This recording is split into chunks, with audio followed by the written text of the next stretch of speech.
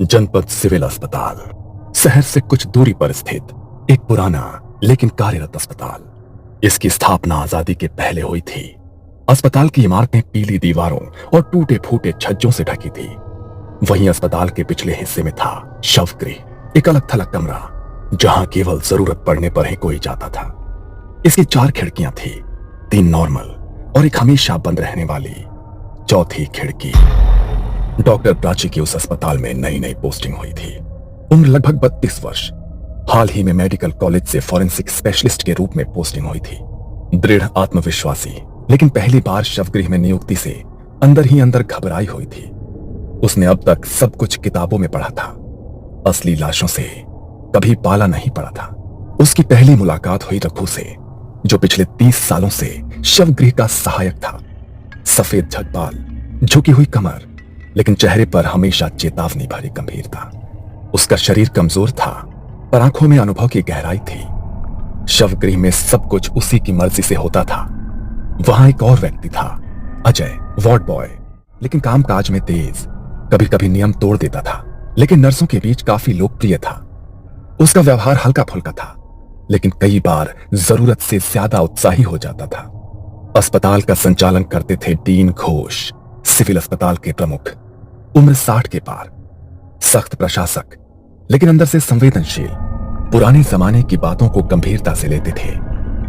वो खुद मानते थे कि कुछ चीजें तर्क से परे होती हैं। रात की ड्यूटी की जिम्मेदारी निभाती थी नर्स कविता, सीनियर नर्स, तेज और सतर्क, हर छोटी बात नोटिस करती।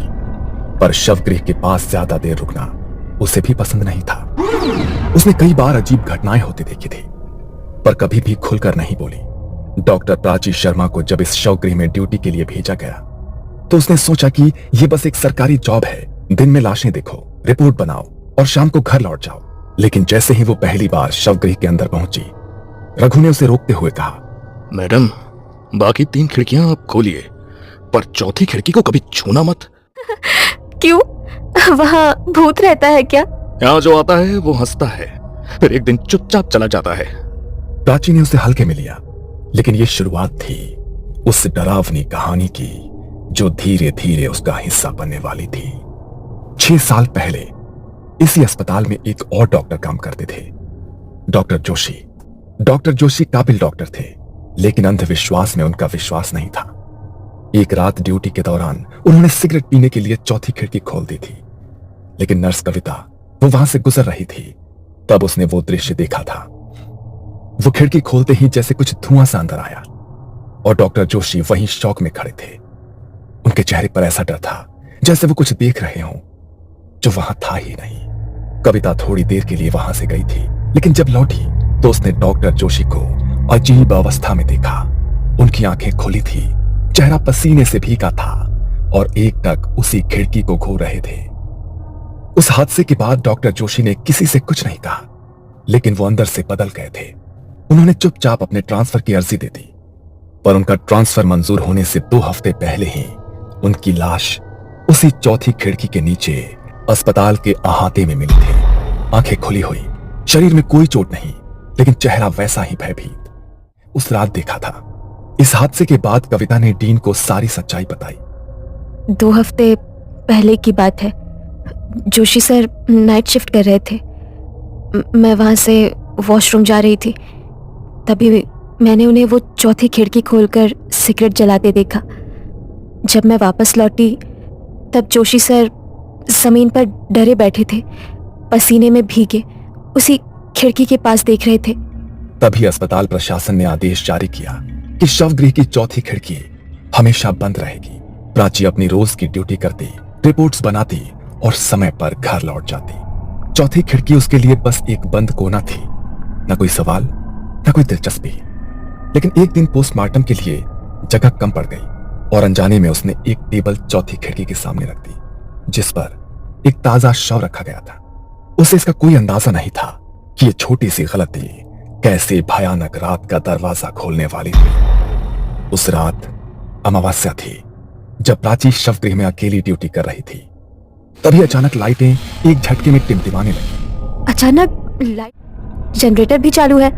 रघु जो दरवाजे के पास बैठा था वो अंदर आया और धीरे से बोला, आज अमावस्या है मैडम, और आपने चौथी खिड़की के सामने टेबल लगाई है। प्राची को पहली बार हल्का सा डर महसूस हुआ। उसने इधर उधर देखा, कुछ असहज सा महसूस करने लगी।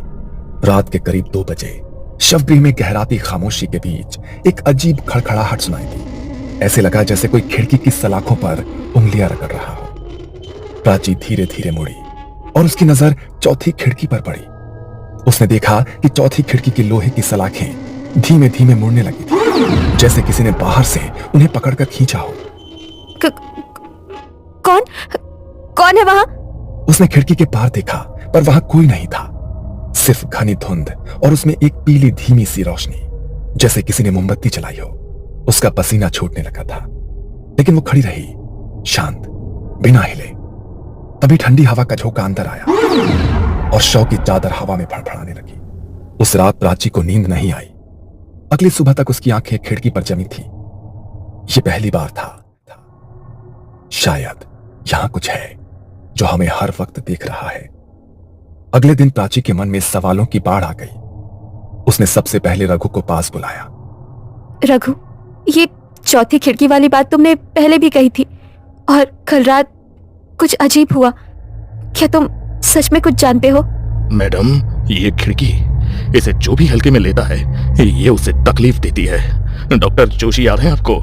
वो जो 2 साल पहले अचानक गायब हो गए थे? वो गायब नहीं हुए थे मैडम, उन्हें ले लिया गया था। मैंने देखा था उस रात, उन्होंने खिड़की खोल दी थी सिगरेट पीने के लिए। उसके 2 हफ्ते बाद ही उनकी मौत हो गई। प्राची को रघु की बात पर पूरी तरह यकीन नहीं हुआ, पर उसे अब जवाब चाहिए था। वो सीधे डीन घोष के कैबिन में पहुंची। सर, क्या आप मुझे शवगृह की चौथी खिड़की की असली कहानी बता सकते हैं? क्या सच में कुछ हुआ था? तुमने सही समय पर पूछा डॉक्टर प्राची, लेकिन जो जानोगे वो आसान नहीं होगा। उन्होंने कुर्सी से उठकर खिड़की की तरफ देखा, जैसे कुछ याद कर रहे हों, और फिर बोले, उस खिड़की के नीचे कभी लाशें नहीं रखी जाती थीं, लेकिन 8 साल पहले एक केस आया था। एक लड़की निधि, उसका बलात्कार करके हत्या कर दी गई थी। जब उसकी लाश आई तो उसका चेहरा बुरी तरह बिगड़ा हुआ था। परिवार पहचान नहीं सका और बिना अंतिम संस्कार के उसे खिड़की किया गया। फिर क्या हुआ? अगले दिन उस समय की ऑन ड्यूटी डॉक्टर गायब हो गई। बस उसकी खून से सनी चप्पल और कमर की बेल्ट उस खिड़की के नीचे मिली।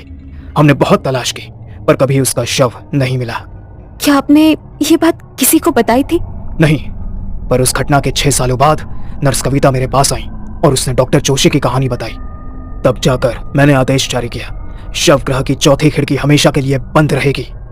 प्राची का चेहरा अब गंभीर था। वो जान चुकी थी कि ये खिड़की सिर्फ ईंट पत्थर की नहीं है, ये उसके दर्द की राह थी।